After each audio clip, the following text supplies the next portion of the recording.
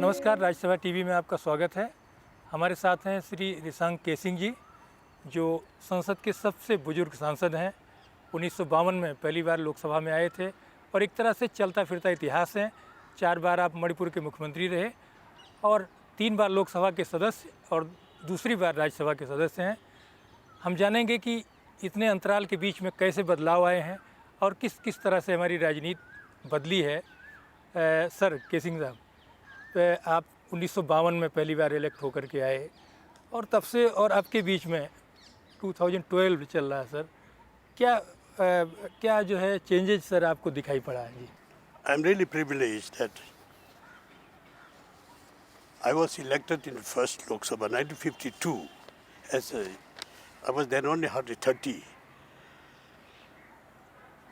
and you see, Parliament was so fresh and so new and so strange thing for me.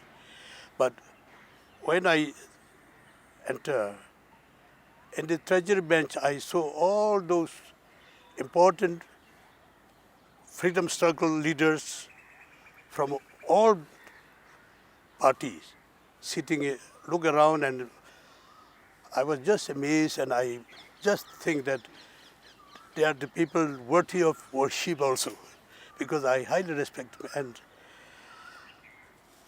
And what I find them also, their minds are so clean, so pure, and full of patriotism, loyalty to the country, and they want to treat every Indian, black or white, or you see, from any region, with love and respect, and that was how I find. That is something that, and then in the Parliament was treated like a temple, Sir. like a church, and the speaker is looked upon as priest, and there was little talk of useless words. All talks were selective, and you see, there was high respect. The speaker is respected from both, from all parties, from all members, and you see this. What is noisiness and shouting business, that was unreal. We only stood up, and we tried to catch the eye of the speaker. And whoever calls by the speaker will speak. Otherwise, how many times? Some people who wish to speak, they have to stand up several times. Sometimes they were not called also. So even then, no complaint. But I think that serenity and that decorum of Parliament, I find that it has gone. And today, very few are observing that. I think very few people are observing that, and I feel sad that. Sir, how was your interaction with top leaders like Pandit Jawaharlal Nehru ji, Maulana Azad ji? First time. You see, they treated us as the most beloved children, you know. I happen to be from Northeast, and because of the importance of the strategic importance of the country, and there is a special love in Panditji for Northeastern people, and that embolden us, and that make us more loyal and more faithful to the country. I think that is one of the things. And you see, I had personally met him in food irrigation, and they were shouting and all that also because of this Naga issue. And he was telling me, what? You Nagas? A few of you, they rebel against this big country. Anyway, I said, sir, somebody wanted to meet you and I one time, that's all. Why you lose your temper on me? Do you take me as underground? He said, no. I said, okay, then I just went away. But he was chasing after me, and he caught my arm here. And come, I'll tell you. So nice. He said, you ask them to meet Home Minister first. And then if there is need be, I will meet them. So that is how the instruction he gave. I said, thank you so much, sir. So, you see, this kind of incident, I was not offended. But the fact that he was chasing me again and caught me and then gave me beautiful advice, that, you see, that was like between a father and son, you know. That is like something between father and son, and I am so grateful to them. And the other leaders also, top leaders like Jayaprakash Narayan and all that, he took me to Madurai to attend the War Resistance Conference, and then especially they took me us to Rangoon also in the social. So that way, they took special care for us. And our demands are also very, very sympathetically, positively responded. Sir parliament के 60 years हो रहे हैं, 60 year जो है golden jubilee मना रहे हैं। इसमें आपको क्या नज़र आता है सर, इतना जो लंबा पार्लियामेंट्री डेमोक्रेसी हमारी है, ये कितनी मजबूत हुई और कितना कमज़ोर हुई है, कितना काम करने की ज़रूरत है सर जी? Well, that way again, I am fortunate. I was nominated to Rajya Sabha in the year Golden Jubilee celebration was held, you know. And again, I'm happy that this Diamond Jubilee I'm also joining. And differences are there, the earlier one and the present. There are a lot of changes.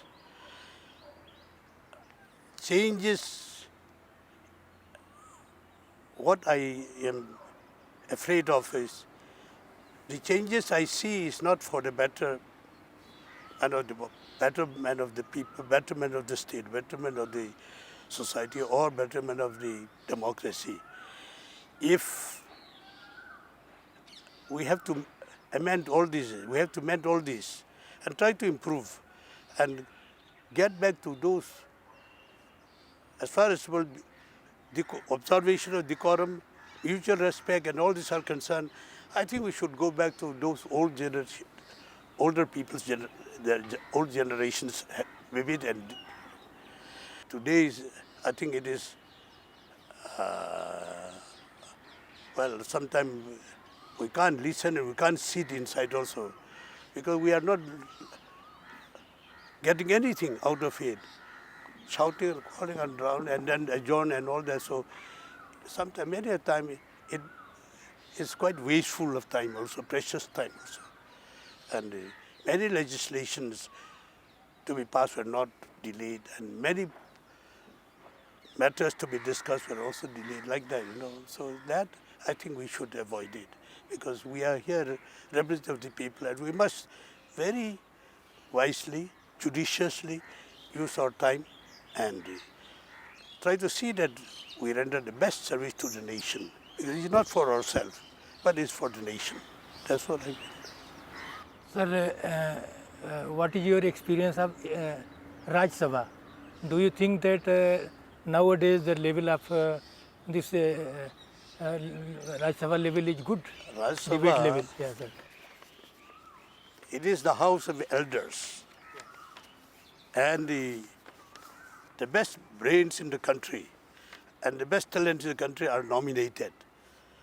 And people expect a lot, and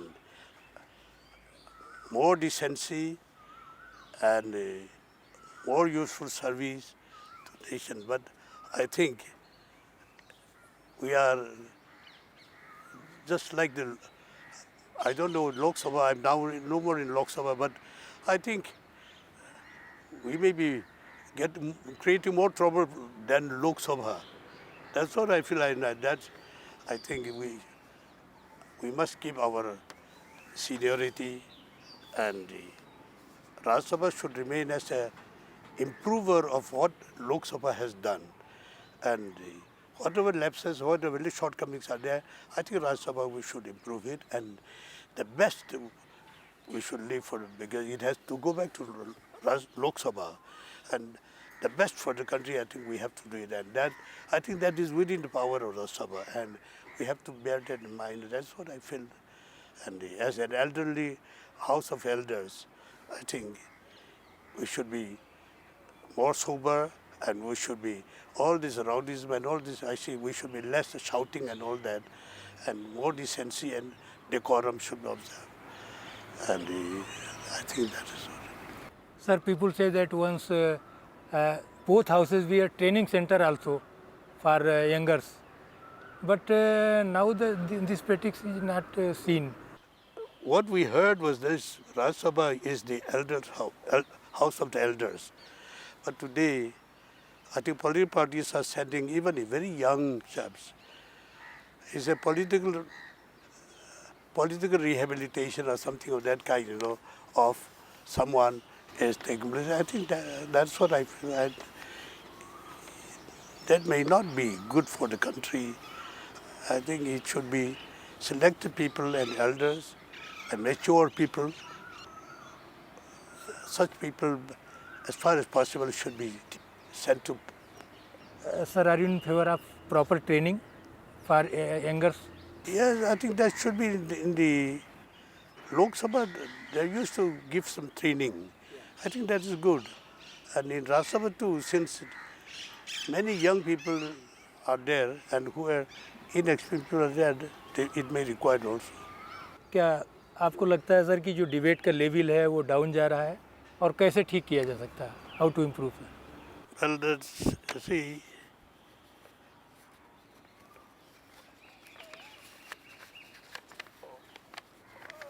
debate is, I feel, as I said in the earlier days, even opposition members, leaders, when they spoke, everybody were rushing inside to listen. And even when treasury benches, every opposition from central hall also, we used to rush to listen to them. And that way, that was, so, you see, and silence is there, so they try to give their best. And the leaders, they will give us, that will be useful for others and for the country and all that. But here, today,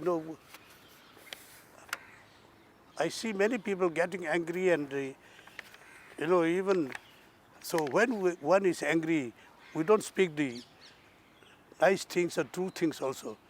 We are bursting out our angers and, you see, trying to hurt others that way.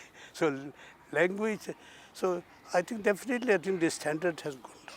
Sir, do you think television is responsible for this hurdle, uproar? Yeah, I think television is out there, but I think we should think that whatever we are saying there is, television people are observing, watching us, and our appearances, angry appearances, and our raising of hand and coming to blow, that will be highlighted in the time, and it will show to the entire world, entire country. So I think we should keep that in mind, and everyone should restrain and try to do our best. I think that is what. Sir, आपका जो political starting यहाँ से हुई वो socialist movement से हुई. Student, I joined the Socialist Party because I feel that to serve the poorest of the poor in the country and the most backward people in the country, illiterate people and unfortunate people, we can serve it through socialism. That was what I believe, so I joined it. But at the same time, Congress Party also, under Pandit Jawaharlal Nehru, they started this socialist program, and that way, and Congress Party was more or less close to Socialist Party was more or less close to Congress Party also in the freedom struggle. And though perhaps they want to do more, that's why they got. But you see, I joined them in 1964 in my second Lok Sabha. They started shouting that President must address in Hindi, which is a national language. And Dr. Radhakrishnan was there. And we decided to shout in the parliament. That was, I said that was not my habit. So I said, no, I don't like to join. But they said, no, you have to. I said, no, then I have to part from you. So I said at the back side. I didn't sit with them. There were only 14 or 15 of us. And that way, after that, then Chinese invasion took place in Northeast. So I went and told Panditji, sir, our area has been invaded by foreign country. And I feel that I as a representative of one of the representatives of the Northeast people, I don't like to, I think that I better associate with you and give all my support. So I was taken in. So since then, I joined the Congress party. And I said that even in the ideology, I don't find much difference. There's no difference. And we are more theoretical, whereas Congress party is more practically doing. So there is always difference between theory and practice. So I thought that I took the right decision. Sir इस समय आप ये देख रहे हैं कि criminalisation और जिस तरह से और ताकतें हैं ये डैमेज कर रही हैं और ये जो पार्लियामेंट की जो इमेज है इसको प्रभावित कर रही हैं, आप कैसे लेते हैं सर इसको? Well, there's a lot of movement in the country also about it, about criminalization and corruption. And I don't think we should deny it. It is a fact. It's taking place.